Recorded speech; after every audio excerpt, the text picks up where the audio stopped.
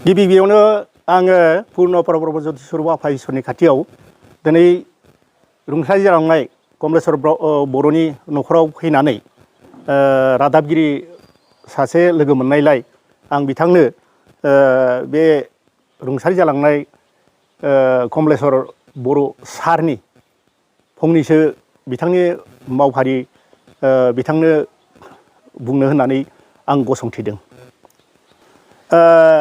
बिथाङा जोबोद दुखुनि बाथ्रा। जोंनि बर'फ्राथ' बै समाव बेबादिनो फरायनायावबो खममोन नालाय जायगाफ्राव बर' गोरों गोराफ्रा एसे खममोन नालाय सिसुपानि ओनसोलाव बिथाङा गोदोनि नलबारि जिल्लानि मुसलपुर होननाय गामि मुसलपुर होननाय एरियानि नारायणपुराव बिथाङा जोनोम मोनदोंमोननो आं बेखौ मिथिनो मोनदों।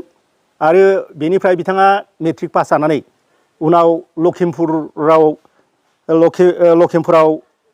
थांनानै पस्ट मास्टार मावहैदोंमोननो। बे समाव दरमाहा खमलाय नैबे सिसुपानि ओनसोलाव थानाय गोरों गोराफ्रा बे ओनसोलाव फोरोंगिरि गैयैलाय बिथांखौ लिंनानै लाबोनानै तेलिसाल होननाय जायगायाव बिथांनो जायगा होफैदोंमोन। आरो बेनिफ्राय बेनि साखाथियाव थानाय खालायगाव होननाय गुदि फरायसालियाव बिथाङा गिबियै फोरोंगिरि हिसाबै बेसरकारि फोरोंगिरि हिसाबै मावदोंमोन। बियो आथिखालाव 1974 सननि सेप्तेम्बर दानाव सरकारि जादों। बेवहाय बिथाङा बेबादिनो मावदोंमोन। आरो बेनि उनाव बिथाङा पानबारि गलकपुर सरकारि गुदि फरायसालियाव ट्रेन्सफार जादोंमोन। आरो बेनिफ्राय फैनानै सानखाथि होननाय सरकारि गुदि फरायसालियाव ट्रेन्सफार जादोंमोन। आरो बेनिफ्राय फैनानै सानखाथि होननाय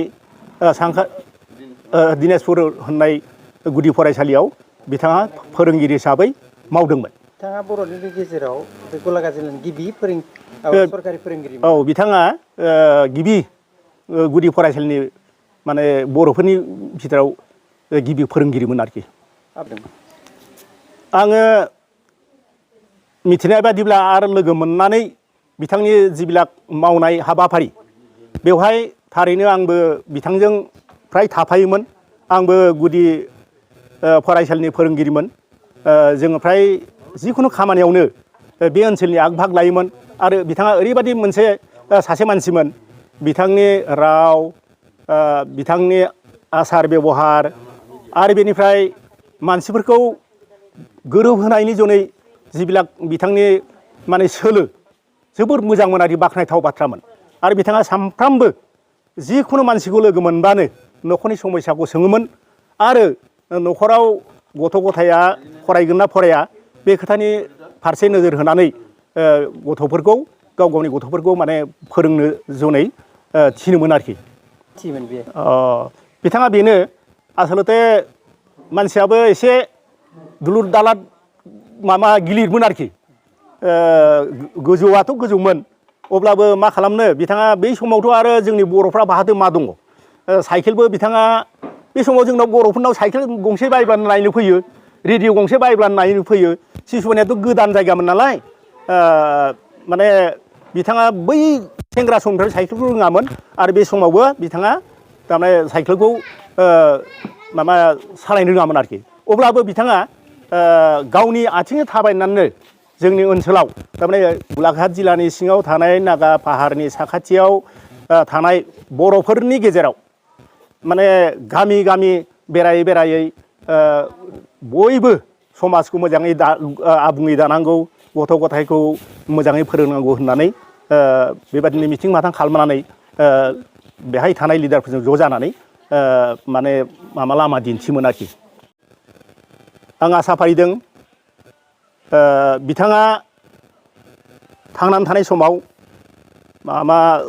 साथाम फिसाला साथाम नामा? साब्रै फिसाला दंमोन। दा बेनि गेजेराव दुखुनि बाथ्रा जोंनि बर'नि खोथाफोरखौथ' आरो जों गावजों गाव मा सावरायनो अलखद समाव सासे गथ'आ जिउ गोमानांदों दा 3 दङ बेनि गेजेराव गथ' हौवासा गेदेरा जेलार मावो फिसाजो गेजेरा सासे आर्मिमोन बेबो रिटायार जाबाय आरो बेनिफ्राय उन्दैया दा खेथि बाथि मावनानै मोजाङै सोलियो बिथांमोनाबो गासैबो जुलि जाजोब्बाय गथ' गथाय दंजोबो आरो फिसाजो 3 दंमोन बेनि गेजेराव गासैबो बिसोरबो हाबा जाजोब्बाय जोबोद बेनो मोनसे बाख्नायथाव बाथ्रा बेनो बिथांनि सासे दाबो हाबा जायाखै बे गेजेरा बे गथ'आ दा बेसरकारि इंलिस मिडियाम हायार सेकेन्डारियाव फोरोंगिरि हिसाबै मावनानै दङ आरो दा बेखौनो जोङो बिथांनि जिउआव थांनानै थानाय समाव जि मोनसे हाइ स्कुल बा एम इ स्कुल गायसनलांदोंमोन बेवहाय फरायनानैनो सासे गथ'आ हिनजावसाया आरोखि बेवहाय मास्टर हिसाबै मावनानै दं बे जोबोद जोंनि जनै मोनसे आदर्श होननानै बुंजायो हारिनि जनै मोनसे आदर्श होननानै बुंजायो दा जायखिजाया मानो आं बेखौनो दुखु फोरमायो बिथाङा जोंनि गेजेरनिफ्राय